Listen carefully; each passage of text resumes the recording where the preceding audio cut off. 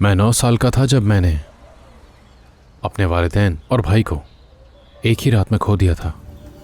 मेरा कोई रिश्तेदार नहीं है। बाबा के एक दोस्त ने मुझे अपनाया था। उन्होंने ही पाला मुझे, पढ़ाया लिखाया और मुझे सहारा दिया। उनकी बदौलत मैं जिंदगी से जुड़ा रहा। फिर जिंदगी ने मुझे नरगिस से मिलाया।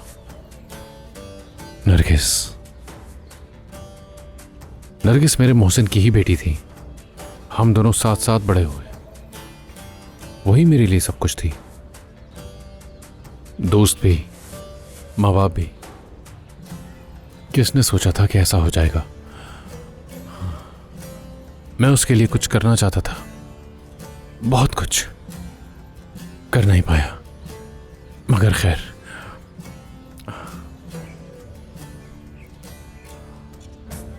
औलाद नहीं हो सकी हमें।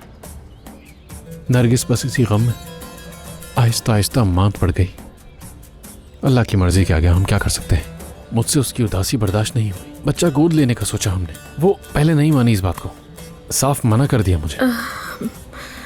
फिर अगर आपने बच्चा गोद नहीं लिया तो फिर?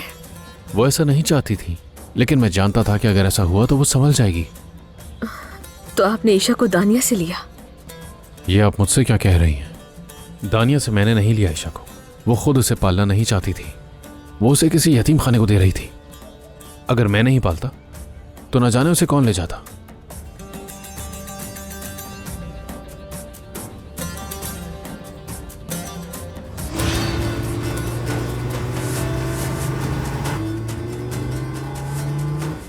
ओह सिनान, दुआ है कि मेरी बीवी ठीक हो, बस दुआ है।